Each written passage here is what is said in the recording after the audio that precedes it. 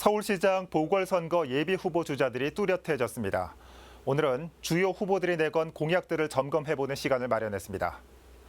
더불어민주당 우상호 의원은 이미 여러 차례 공약 발표 자리를 갖고 분야별 공약을 내세웠는데요. 경제 부문에서는 코로나 피해를 입은 소상공인에게 100만 원 일괄 지급을 하고 국회를 이전한 부지를 금융경제로 탈바꿈시킨다는 비전을 내세웠습니다. 2030년까지 서울 시내에 디젤차를 퇴출하고 서울형 임시 가정 양육수당을 도입한다는 계획도 발표했습니다. 부동산 정책으로는 이 공공주택 16만 호 공급을 약속했는데 올림픽대로와 강변북로 그리고 철길 위에 인공대지를 덮어 부지를 조성한다는 구상입니다. 이 과정에서 지하철 1호선 전 구간 지하화를 내걸기도 했습니다. 박영선 전 장관도 19일 시민토론회 형식의 출마 선언 자리에서 서울시 대전환을 주제로 한 공약을 발표했습니다. 21개 권역으로 재구성하고 21분 안에 모든 생활시설에 접근할 수 있도록 하겠다라는 계획입니다. 디지털 경제로의 전환을 통한 소상공인과 자영업자의 보호, 여기에 아이 돌봄과 교육도 서울시가 책임진다는 내용도 발표했는데 중기부 장관 경험을 살린다는 측면이 강합니다. 부동산 정책에 대해서는 한 매체와의 인터뷰에서 강남 재개발 재건축 필요성을 언급했고 5년 내 공공분양주택 30만 호 건설 비전을 밝히기도 했습니다. 강남 재개발 재건축에 대해 우상호 의원은 제한적으로 검토한다는 의견과는 다소 거리가 있습니다. 3년 전 지방선거에서 나란히 서울시장에 출사표를 던진 이력도 있고 현 정부 정책을 이어간다는 방향은 같지만 방법은 다른 같은 당 두 후보의 정책 대결도 주목할 부분입니다. 국민의힘 후보들의 공약 살펴봅니다. 오세훈 전 서울시장은 경력을 부각시키고 있습니다. 출마 선언을 했던 강북구 북서울 꿈의 숲도 시장 재직시설 조성된 공원입니다.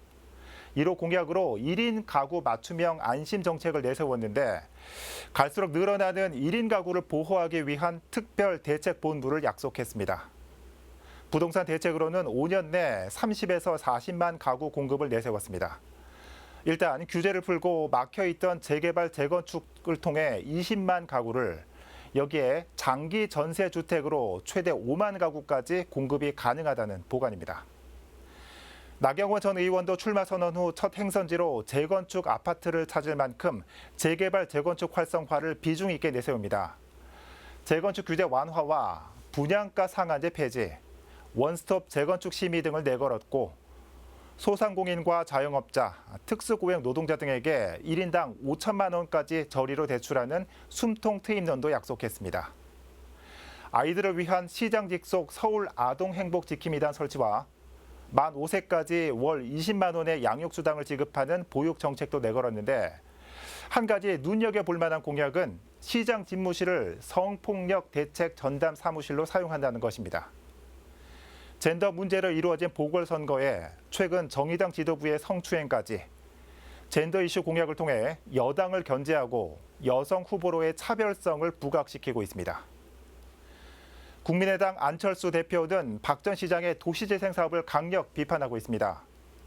새해 첫날 방문지로 종로구 창신동을 찾고 최근 사직동을 찾은 것도 그 이유입니다.